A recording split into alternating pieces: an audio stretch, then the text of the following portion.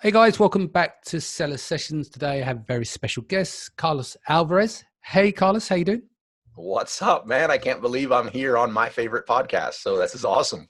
Well, thank you very much. Always pleased when you get feedback from listeners, especially if someone of your stature. Like I wanted to get you on. You've got a very, very interesting story. I know that we spoke off call and we're talking about, like you're not a big fan of talking about gross numbers but for someone like you, and I'm hoping what people can learn from this episode is that there are people out there that do six and they're doing seven, and there's a few eight-figure sellers.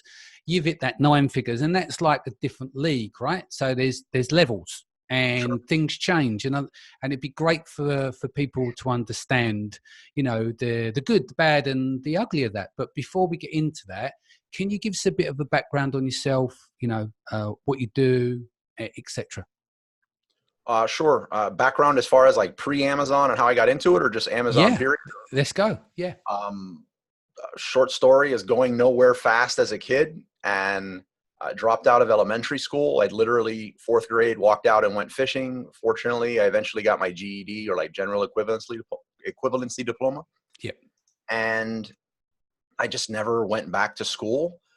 Enjoyed just goofing off in life. And then I got to a point that, and this is like many, many years later, because now we are like in my late 20s, early 30s, where I'm looking at things and I'm like, wait a minute, all my friends, they're married, they got the house, they got cars. Hmm. I can't even get a serious date because no one's really looking at that stage. You're kind of looking for someone to possibly settle down with and have kids. And people are looking at me more like this is a good one night stand, but maybe not Hmm. so financially stable. So Yeah. I've always been a hard worker. I was holding down a bunch of jobs, had an expensive ex-girlfriend, and I just kept trying to find different things to like get her stuff and stay afloat. So I started dabbling with eBay Hmm. and did decent on eBay. And one of my hottest products were these adult novelty toys. These like guy slips on, there's a motor, you get it. And I'd get them for like 16 cents, sell them for 20 bucks. And it just took a while to get them from Alibaba. I thought I was the only one that knew about Alibaba back then. And what happened was my friends and family saw that I was doing good and that I wasn't going to just like OD somewhere, just like God knows what. And they wanted to support that. Invested a bunch of money, $81,000 to be specific. And I immediately tried to buy $81,000 of these little rings. It would have been like 40 containers. Like it was ridiculous. And they obviously didn't have it in stock. I got offended thinking, why wouldn't a factory have that much in stock? Just total ignorance. And Hmm. I looked for somebody else on Alibaba, found somebody who had them in stock, a guy named Usman Sise, never forget. And Hmm. he accepted my money because he had it all in stock. Back then, no trade assurance, none of this stuff. And he stole everything from me. The Wow. person didn't exist. The building didn't even exist. And after some Google searches, I realized, wow, people get scammed on Alibaba. Really low point in my life. So, What year was this, if you don't mind me asking? So we've got a bit of timeline. well, about 2007, Wow. 2006, 2007, something in there. Yeah. And at that point, I'm low point trying to sell the few things that I have. Like, I think my most expensive thing was this Movado watch that I liked. And I thought, wow, I'm going to get a lot of money for this. They offered me like 200 bucks. And I went to go sell two of my snakes. And I love reptiles. It was I think it was a ball python and a Colombian red-tailed boa. And person in front of me in line in this pet store was paying $25 for 50 live worms. And again, just a testament to the desperation I was in at that point, teary-eyed. I was like, well, I'll dig all day to find worms. So I walk back to my car with the snakes. I wind up in a public library, could have looked it up on my smartphone, but I found an article about a zoologist saying, zoos should breed insects to feed their reptile department instead of paying top dollar on the market, on private market. So I said, breed. I'm trying to fast forward through this, but I wind up filling my entire house full of bins of different insects. Ex-girlfriend had enough. Code enforcement knocks on my door one night, and they're just like, 3 million, just the 3 million crickets alone, it's deafening. So like, imagine the neighbors, they just had enough. I bluffed I don't know if it was a bluff or if it's true to this day, but I bluffed code enforcement. I was like, look, if I throw this stuff outside, it's going to be an agricultural disaster. Give me till tomorrow. Friend spots me in a warehouse. I wind up working that selling these insects on Amazon live on Amazon and eBay for, God, I think at that point I was shipping 600 or 700 units a day. It was Wow. insane. Could I Insane. just quickly back up a little bit? Because like we Yes. kind of $81,000 and then there was a bit of a jump because obviously you got cleaned out there. That's quite a bit of a chunk of money if you went all in to rebuild. So can I just quickly grab that part of the story and then we'll carry on with the Sure. Yeah, impact? let's do it. Because I think it's going to be important for listening. Where did you manage to recover and get from that stage to the crickets, just to fill that void there? I took up jobs. I continued selling everything I had around the house. I went on what I call, and I did it a few different times in my business. I went on a peanut butter and jelly lifestyle, and that was it. Like peanut butter and jelly, $5 meal. We need to split that in two. And I have really bad insomnia, so I just worked around the clock. Binged on energy drinks and selling what I could on eBay, garage sales. I think I had a job at Publix at that time, supermarket, also to have something stable to kind of cover the bills. Because mind you, during this time, not only was I doing this, I was also not letting everyone know I got ripped off. Yeah, because you was embarrassed. It was like you felt ashamed and stuff. Yeah, I was accustomed to being broke, and everyone, if I would have went to my friends and family and said they stole the money, I think half would have thought I stole it from them, and the other half would have been like, we kind of factored that in when we loaned you money. Yeah. But I really liked the fact that they were looking at me as like successful. I heard the word entrepreneur. Back then, saying you sold on eBay or Amazon, that was seen as very juvenile, actually. It wasn't a serious career path. Yes, totally. So where you recovered in there. So let's go back. You had it escapes me the name, the company that knocked on your door. You got 3 million crickets screaming in the house. You said it's going to be an agricultural disaster. Gives you a day. You've been spotted a warehouse by your friend. Let's pick it up from there.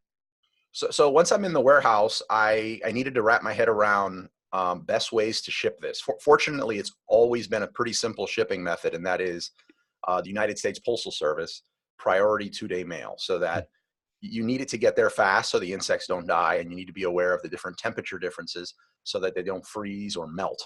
So wrapping my head around that, I slept in the little office in my warehouse. Whenever I wasn't there, I would shoot off to work. On the way to work in the warehouse, I'd hit garage sales. I reached out to all the contacts I had for like used goods. Started, trying to get a little bit of the money that I had extra to, purchase wholesale accounts. It was a lot easier back then to do that. And I guess it worked, but I would definitely say it was an unhealthy lifestyle. It was energy drinks, up all night, peanut butter and jelly, sleeping in my office floor type of thing. Just because I didn't want to waste time. I didn't want to waste time driving from the warehouse home when I could be fulfilling an order. Do you also think as well is that when you obviously loved what you do in order to put them hours in, one is you want to you want to prove yourself, you want to catch up on the losses and maintain that front, if you like, a good positive front that you're a successful entrepreneur. But did you also love what you're doing, which is part of the drive of keeping you going night and day? I'm sure we're going to get to this later in the show, but I do not, just personal choice. I mean, other people can do different and they're very successful, but I do not launch any products or brands that I'm not passionate about or would like to be passionate about. Just a personal choice. And the insect business though is that first time, because we'll get into, I have another one, but that first time there was no passion for that business. That was pure desperation. My passion and drive was the perception that my friends and family had of me. I wanted to maintain that at all costs, and I was desperate to do anything, and that's what drove me. Was that also a weight as well? Because when you're almost pretending, like they use the words "fake it before you make it" and all that kind of stuff. You're carrying that burden of weight all the time. So was that kind of weighing you down as well? Oh yeah, I have a feeling it's what caused me to have some ulcers. I mean, it wasn't a fun-filled life. Like the nerves of keeping up the facade was hard. Like I'd get up and just spit up bile sometimes. I would always feel jittery. It was bad. It was really bad. It was not a fun time. Yeah, I can imagine. Sorry, continue. So you were saying. So I don't know how much of the details you want, but for about 9 months, business is booming. At the time I'm hiring, which I don't do this anymore, but again, lack of business sense and everything. I'm hiring illegals. Yeah. I'm just anybody that can come in. I don't know how to connect a payroll. I don't know how to hire someone. So I would literally swing by like Home Depot and everything, pick up everyone I could and say, we need to work from sun up to sundown. Are you ready?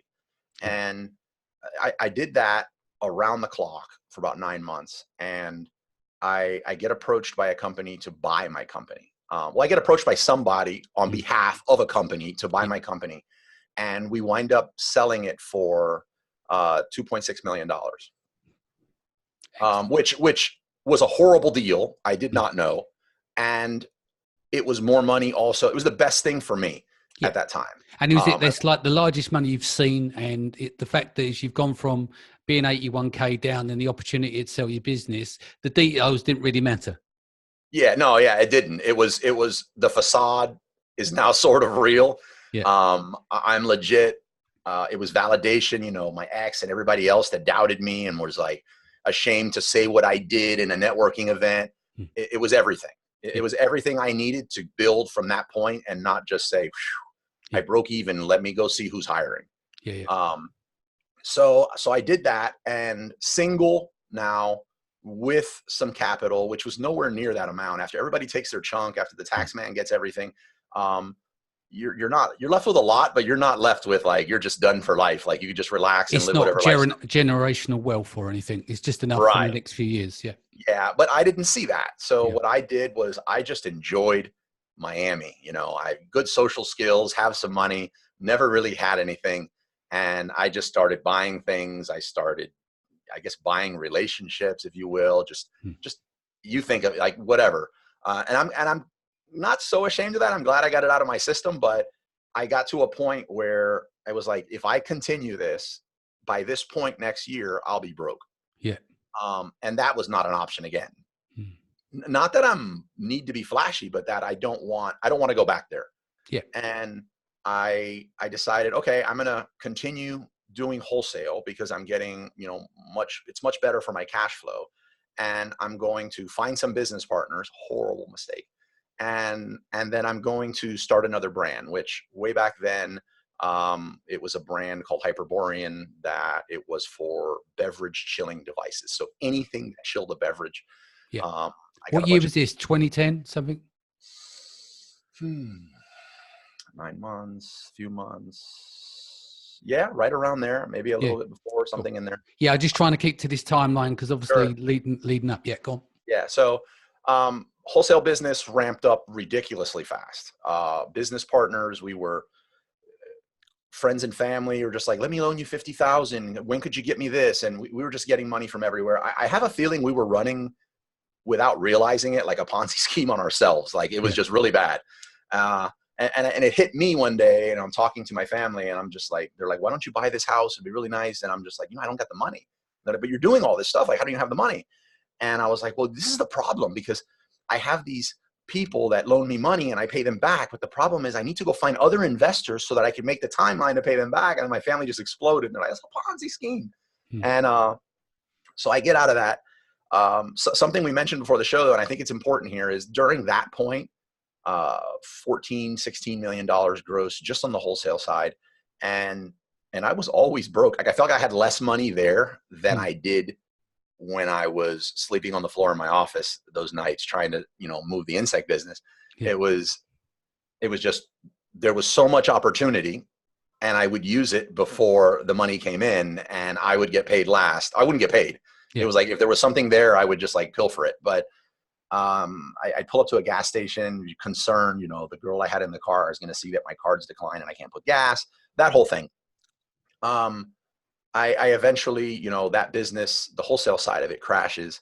It crashes in the sense that it was doing so good that it imploded, and business partners had different objectives. Like it was like anytime money came in, this person wanted to buy a car. I wanted to invest it in the company. Somebody else wanted to move to another country. And these weren't things that we factored in when we started the business. So it just didn't work. And there was no plan on how to stop the business and who gets paid what if someone decides to leave. So that's when I discovered that I was really just moving money and not making money in the business. And that was a huge turning point for me. And you were carrying partners as well, because you want to go off and do different things. But as you said, there was nothing in the heads of agreement with the management team and your other partners in order to have a fair standing in terms of who does what and when. Oh, yeah, correct. And I just have an extreme work ethic that it was abusive almost. Yeah. You know, so yeah, it got really toxic fast. I wish I would have read this book, The Founder's Dilemma by Noah Wasserman. I wish I would have read it way back then. I wound up reading it a couple of years ago, and I had to like pull over because it was so impactful. But at that point, I decided to keep wholesale going. And to this day, wholesale makes up 15% of my business, and private label makes up 85% of my business. Yeah. But it's, I kept growing both. I kept starting brands. I would do really well on Amazon, and I would then the person that bought, brokered the initial sale in the business, he'd circle back and say, hey, you got anything going on? You selling anything? And I wind up selling a bunch of businesses over the next decade. Currently, I have 5 brands and a 6th one that's about to be sold. Yeah. And I get into things that I'm passionate about or would like to be passionate about. Yeah. So we're still on the timeline, 2010. Let's still, you said like you broke away from these partners. You went in 2 or 3 different partners. You felt like back then is that the way it was structured is more like not a Ponzi scheme, but it felt like one. Talk to me about how you managed to clear that up and make the shift. Because things like that can take a lot of time, can't they? To dot the I's, cross the T's, agree terms with everyone, moving on, get everyone on the same page, doing the splits. I know people that had to buy out partners and it's left them with toxic debt and all sorts, so. Sure.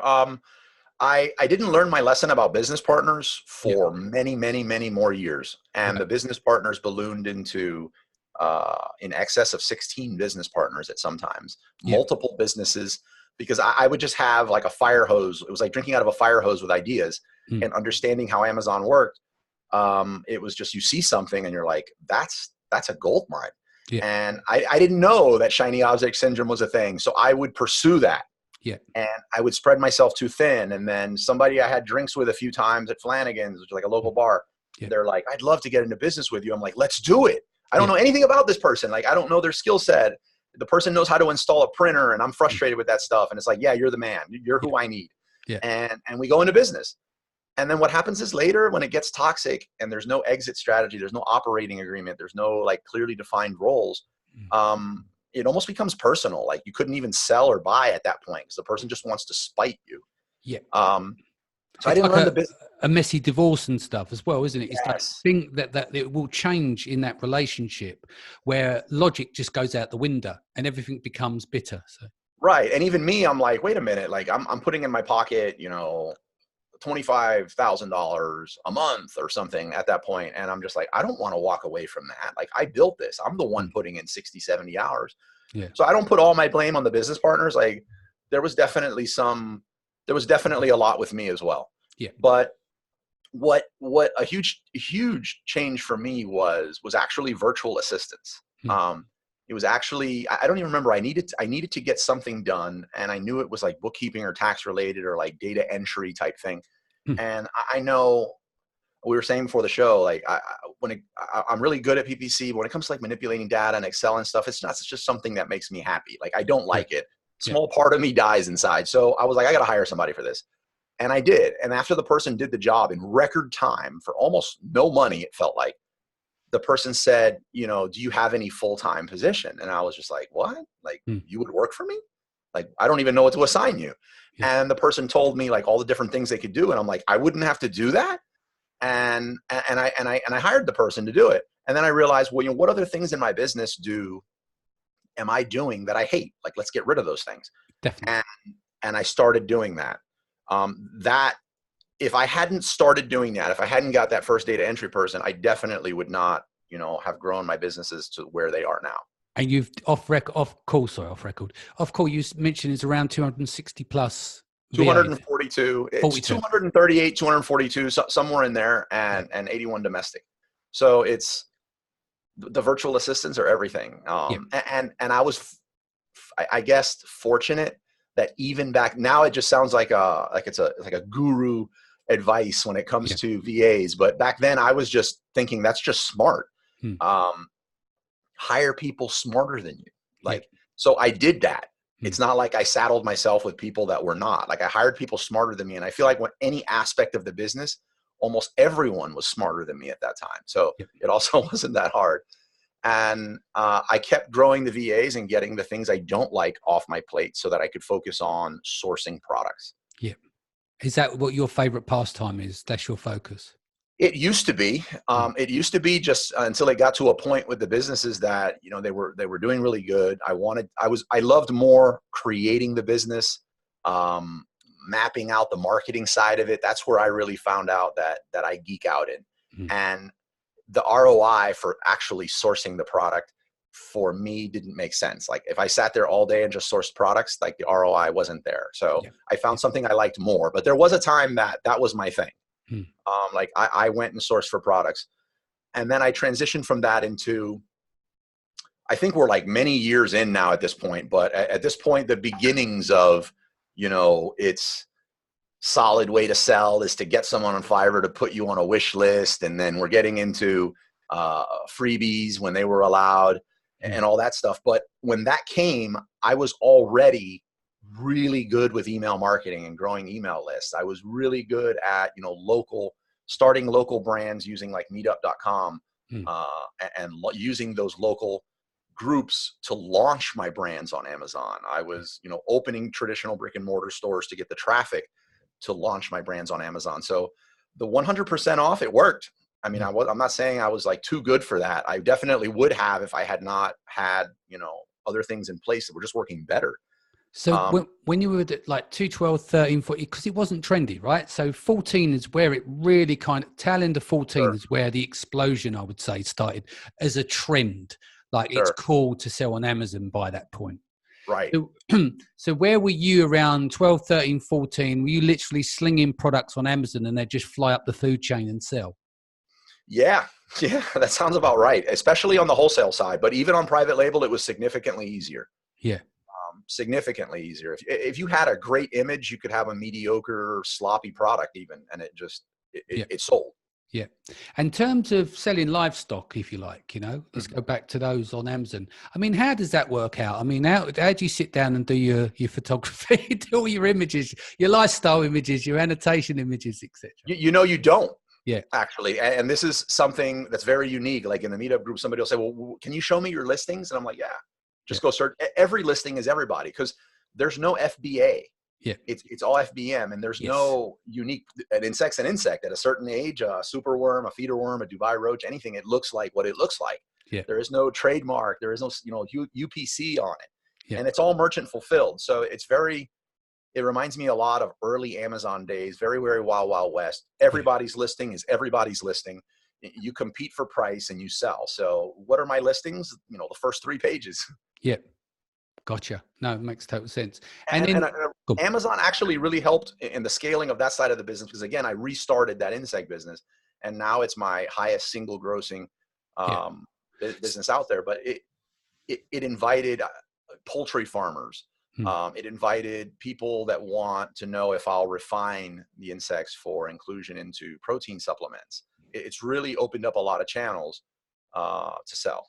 Yeah. So what you mean is that because with some insects, people bottle up and they sell as food. I know you're selling live insects. So what are insects used for? Like, give an idea, because obviously you've got the diversification there. You can sell the live insects, but they can be, like he says, they're broken down for supplements, etc. Give me some examples. Yeah, what we do is we obviously sell them live. We also convert them into fish food.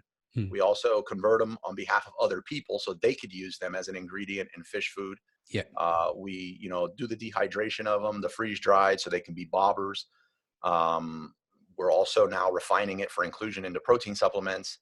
What else? I'm missing something here. Got live.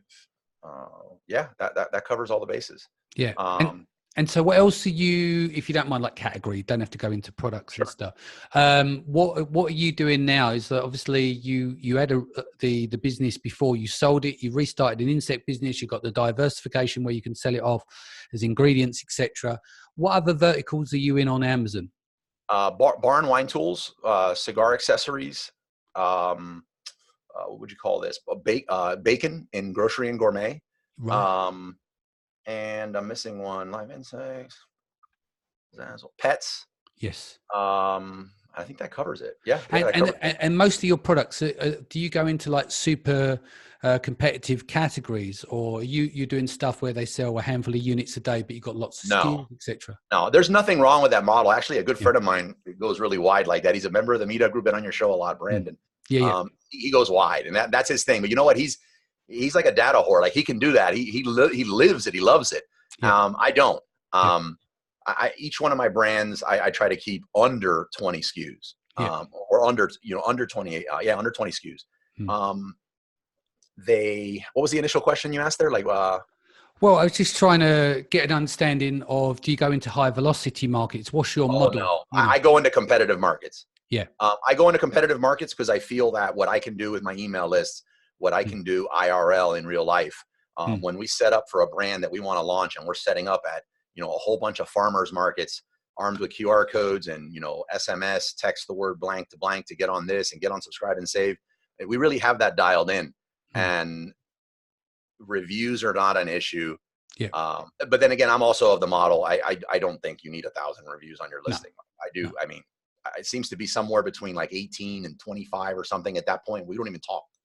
We don't talk about reviews except the quality of those reviews. So I feel like if we can't get 20, 30 reviews on our listing within the first X amount of months, then like we really shouldn't be doing this. Yeah. Might as well pack up and go home. Yeah. So talk, I like the idea. So talk to me about this, because, like with the email lists and stuff, you said you've gone in on that. So what are you using? Klaviyo, using drip feeds? What's changed over the years. It's changed over the years. I went to ConvertKit for a while. Now I'm fully home in ActiveCampaign. I'd say if I wasn't in ActiveCampaign, I would look at Klaviyo.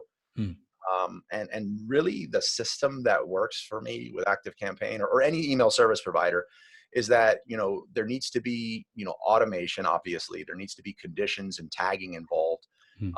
And for me, scoring.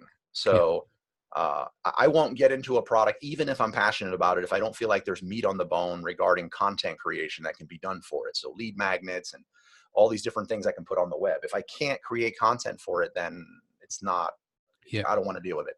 But with that content and getting people on a list, every time somebody receives an email, acts on an email, does anything, we'll score them with some points. And anytime they reach a certain amount of points, it'll trigger certain automations. And we're really looking for initially just people that they open everything and they really believe, we're the best thing since peanut butter. It wouldn't matter. Those type of people, it didn't matter for selling paper clips or, candy. And we reach out to them in the sense of like a lot of behind the scenes stuff with an angle towards reviews. Like, we'd like you to be part of our review stuff. We'd like you to be part of our launches, full price, no rebates. Again, nothing against rebates. I'm just not a fan. I don't believe they're TOS compliant. But they work right now. Yes. Well, I mean, from my understanding, I think Anthony Lee, we covered this on the show, and what his interpretation of it, and I understand it to be that way as well, is that they're neither for or against TOS because they don't exist in terms of Amazon's TOS at this stage, unless there's something been rewritten in the last few days. So the danger is that if they write something in the TOS, it could be against TOS. But as it stands, they're not actually defined in the TOS. Yeah, no, that you're right. But neither were super URLs, neither were paying to get on, wish lists, and neither were 100% off until they were. Yeah, so, but I'll let you into, look, and I've mentioned this on the show before, you may have heard this. I sat down with one of the, some of the team, they came to London now, come over from Canada and from LA, met them in London, some of the mobile team.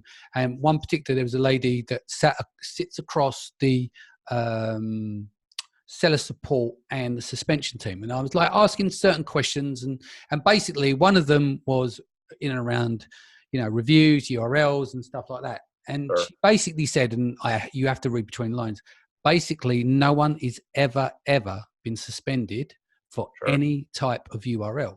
And what that is coming down to is a lot of people will lie because they've got a review acquisition in place. So they want to blame the URL, but no one's ever been suspended. And she's in a position where she sits across the team, very high up in the business.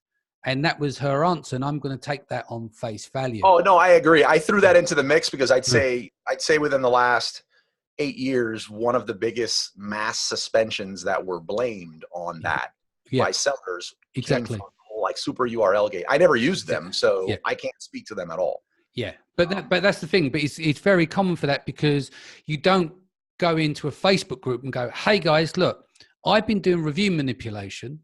What they say is, "Oh, I don't know what it's about. I don't understand. I got suspended. Can someone help me here?" And ultimately, what it comes down to is that you went after review acquisition. Your funnel was found. They checked through the funnel. You got suspended for reviews. You don't want to then admit to Amazon, because you know it's like Amazon knows what they want in the plan of action. They want you to say, "Hey, I've been doing review manipulation." No one wants to admit that. But the thing is, you get back on the platform by admitting it. Sure. But there's only so many chances you're going to get away with it. But ultimately, it's that self-denial, trying to pretend like Amazon's stupid. And it's like, it's nothing to do to the... Anyway, I'm going off track here. But yeah, so email marketing, talk me through like each of the launches. So do you build a list first, or are you working off the concurrent list that you've built previously? Yeah, I think my launch process would be quite boring to most people, but I can say I failed in a lot of different things in life. I've never launched an unsuccessful product, PL product to date. Yeah. Let's hope that continues, right? So my process is like 6 to 8 months out. Right. I don't identify something using, Helium 10 is amazing. I don't grab a few tools and look for the data. I was like, oh, there's a gap here. Let me do that. Because I really feel like everybody's using the same filters and it's going to end with the same result. So I like to, I guess taking a line from Pat Flynn, like, will it fly? I like to go through that whole will it fly stage. Do I have a plan B? Having a warehouse full of goods that I can't sell anywhere else is never an option. Does this meet my criteria? Running contests for months ahead of time to, with like giving a free something away in my industry, and then seeing how my email marketing and my messaging is resonating with them. I'm a huge fan of Woobox, a tool called Woobox, but there's a lot of tools out there for contests. And hooking all that together and seeing what works. And then if I do have something that works, then we'll proceed. And if I don't, then we're just done. And you, obviously, because you've got 200 plus VAs, you've got a lot of content creators on the team as well. Sure. Yeah, absolutely.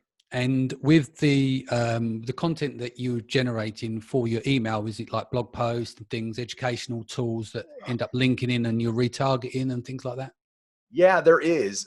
Again, the main goal initially is to get people in to be part of our launch group, or our, should things start dipping, or if we want to build momentum before a holiday, like that type of stuff. That's the main thing we want to reach. And one of the best things we've done for that is just during the manufacturing process of our products. I heard this from somebody, God, probably a decade ago. I don't remember who, so I didn't make this up.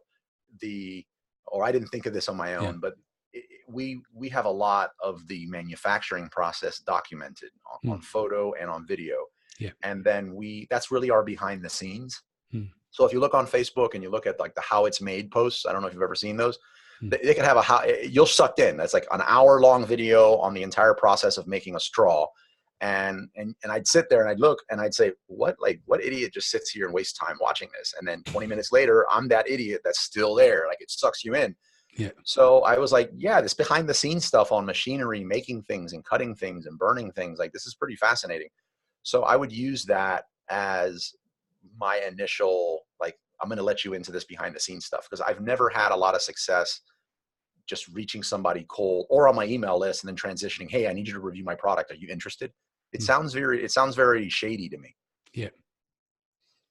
Interesting. And so what on platform stuff, you said that you're into a bit of PPC, but you don't like to go into too much of a deep dive in terms of the data, because it basically sends a glass eye to sleep for some people. What are you doing there in terms of launches? Are you going hard with PPC to get visibility? Yeah. And I do go really deep into it. And I feel like I can geek out in conversations with the best of them. It's just, if I needed to cut something or I needed to hire something off my plate, that would be one of the first things I would want to hire. It's just not something I love. And I feel that that's something that's like a creativity killer if you don't love it, for me. Oh yeah, without a doubt. Yeah, right. It's got its own sexy side as well. Yeah, so I go really aggressive with it. I've played around over the years, and I really don't feel like there's this one way to do it. Things just change, products change, and the time of the year you do it. but I've toyed with, getting some reviews first before PPC. Yeah. Right now, I just feel like like most categories, only one is jewelry that I really don't like going on PPC before, before a few reviews, but the rest of them, we just go very aggressive with PPC, and we mix it up with a lot of different things. Now we talked about that, can we talk a little bit about infrastructure? As I mentioned at the top of the show, is that you're closer to 9 figures than you are 8 figures, which is a big jump for a lot of listeners on the show. Sure. Talk to me about like that growing pains. Like you said at the very beginning, you had lots of different partners. You've had to learn the hard way numerous times. Sure. And fast. How does that now bode for a company of your size, 240 plus VAs, 81 domestic staff?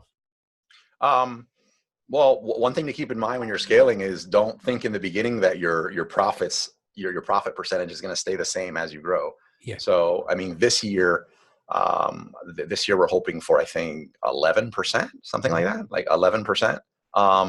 And that seems to go down every year. The only thing that's going up is PPC spend, ratio of PPC spend attributed to sales. Like that's the only thing that seems to go up every year significantly. Yeah. So keep that in mind. Huge thing I learned is, don't partner up with anybody unless they bring like significantly great other things to the table, and make sure you just can't hire it. Make sure you're not hiring someone. Make sure you're not partnering with someone just because you're intimidated of hiring someone and managing that. Capital is extremely necessary. You're going to get to a point that you're going to hit that wall in your business and you need to get capital.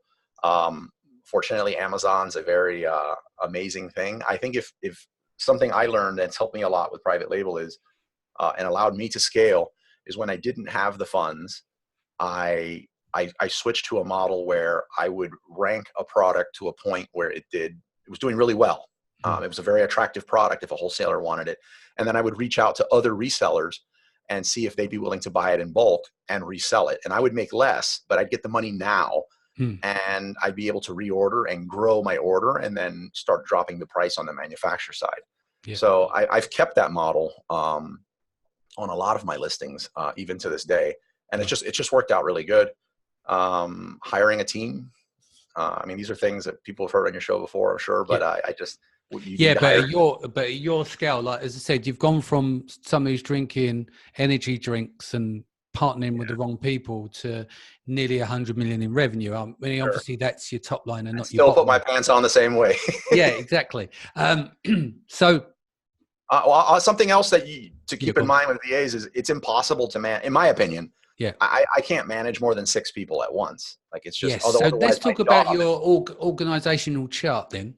So I take it you got your top lieutenants, etc. Yeah, I have my top 4 people. I refer to them as C-level VAs or corporate level VAs, and then underneath them we have anywhere from 6 to 9 M-level VAs or manager level VAs, and then everything else is broken out into pods. The pods will be anywhere from 4 to 8 people. So there's a ton of pods. Yeah. And each pod has a team leader, which is not really much different. Team leader is kind of like if you're kind of the team leader, that's making the M-level VAs manage life easier because they only need to deal with you. And I only deal with the 4 C-level VAs. The only extra team members or virtual assistants that I deal with now is the meetup group that I created. I don't get into anything anymore without creating processes before starting because I can't. Yeah. And the meetup group, though, that I started has kind of taken on a life of its own, and it's gotten so large that I've had to bring in virtual assistants or virtual team members to help me with that. So I connect with them a lot. So I say there's a total of 10 virtual assistants right now that I have daily contact with. Yeah. I was going to say, what does your day, what's it structured at your level? What are you doing? Like you've got all the processes documented in place. You've got teams, you've got put into smaller pods, if you like, with team managers or leaders. What does an average day look like for you? Obviously, we're sitting here now recording a podcast where you've got like 200 plus staff going where I try to keep it a lot of testing. So like, I want to be ahead of the curve on things that are happening. I don't want to miss the boat on something. So I've been heavily invested in, voice technology for Alexa and how to use custom skills and flash briefings and leverage them for my private label products. Getting, some green lights from Amazon that I can follow up in my messaging and include a link to my, flash briefing that way. And then testing how to get reviews that way, using, testing out merchant fulfilled prime, local deliveries and seeing how if there's any advantages in that. All in on Amazon live video right now, and just figuring out, like, just trying to make it break. And right now it's insane how awesome the profits are. Can we talk about that? We've not covered it on the show. What's your feedback so far, and how you've been utilizing it to run your test? Man, it feels like if you knew about ManyChat in the first few weeks, like, I don't know when you got on ManyChat, but in the first few weeks, it was like 2,800% profit. It was just disgusting. Like, you knew this was not going to be the case later. Yeah. That's where Amazon live video is right now. And not any of the paid stuff, just the free plain Jane, like, just pop your phone open, connect. Now you have things like vMix and other solid tools that you can connect to it. But I found that the more production style, is that right? Like, the more production it looks like, the more it's produced. Yeah. So are you doing the most videos? Oh, the worst. So it's more worse. The more produced, the worse. Right. So you keep it ghetto, and are you putting your face to it, or are you having other people? Not yet. Yeah. I'm not doing it yet. I'm only doing these podcasts, the meetup group, doing live videos. That's still something that's not easy for me. It's still like an intimidation thing for me. So I'm not sure that I'm the best one. Also, just a bunch of my friends, they really, had trouble selling their brands, like in the transferability of the brands, if their face was involved in it. So I don't want to go there. I think there's maybe a vanity thing. If it was great, like, I want my face there, but I don't see where it makes business sense for me to do it. Yeah, no, totally. I'm just trying to think for the listeners, if they want to get into this, what's the cheapest way that they can get going? Like you said, it's on the ground floor. Yeah. Your phone. Yeah. Your phone. If you're doing anything with clothing or anything that has like a visual that someone needs to wear, get yourself a little store or rent a little spot and go live, and then have someone walk out, like almost a walk, like, look, this is what I look like. Yeah. This is what it looks like. You can get it now. Here's this code. You can do that. On the street, going into stores that sell your products and having something like just walking in and having a real conversation with the person. What does not work well for me is, like, imagine a green screen or something like very... It's too contrived. They need it more like low budget production and just, more ghetto, if you like, just because it's more authentic. Yeah. Messing around with Amazon posts and seeing like what we can get away with there. So that's what I'm really involved in, like the newer stuff, and trying to make, like, in the lab. I want to be in the lab. I want to do that stuff. And then that can go down the pipe. Once you've got things rolling and you understand what works, that can have SOPs, and it's distributed for the team for them to roll it out. Absolutely. And now I actually love creating SOPs, but again, very time consuming. I'd rather have people that are better at me create SOPs, and I understand what works, so I can tell them what I need done. Yeah. So I love that. Like, that gets me up to do that stuff. So that's been a major focus of my stuff. And then, two kids right now, trying to figure that out, trying to be an awesome dad, trying to be an awesome husband. That's actually a full plate right there with the meetup group, meeting 15 times a month. My business is on the Amazon side. I check in maybe once a week or once every 2 weeks, mostly to look at competitors and kind of see, like, what are they doing differently now as far as imagery or anything that maybe we missed the boat on. Yeah. But besides that, not too much. I'm going to launch a brand this year called Salsa Kings, which is going to be a dance accessories brand. That one's going to be my first brand that I'm very open with, so the group can see. And that's about it. Cool. And predictions, give us a couple for next year. Crystal ball. I think that across PL or just Amazon in general? Just Amazon in general. Where can you see the puck going? Yeah, I see wholesale getting harder and harder. If you're not adding significant value, that's like a very general term. You can't just say, "Oh, I'll run some PPC for you." Like, no, you're going to need to like do a lot more. So I think that's going to be a lot harder, which is great for me. And regarding PL, I really think we're heading to a point where going wide on products is going to get harder and harder. Like, the more diluted you are in your message, whether it's through posts. Think about this. So, like, if you're, and this is why I'm saying this, I know that a lot of people like to go wide, and it's like a big debate, but if you're going wide, how many times are you going to do Amazon live videos for each one of them? Like, how many different people do you need to get that are going to be on message for all of that stuff? So I think being diluted in your message across everything is going to get significantly harder. No surprise. I think PPC is going to go up a lot. I think it's going to continue to it's going to get a lot more expensive. If you have a mediocre product detail page and you're sending some mediocre signals, you're just going to die on PPC. What else? I think AVAs, Amazon Video Ads, which I'm in the beta for, like the like I think that's gonna be awesome. The video ads popping up on different spots on Amazon. I've talked to some people at Amazon about Alexa-based ads.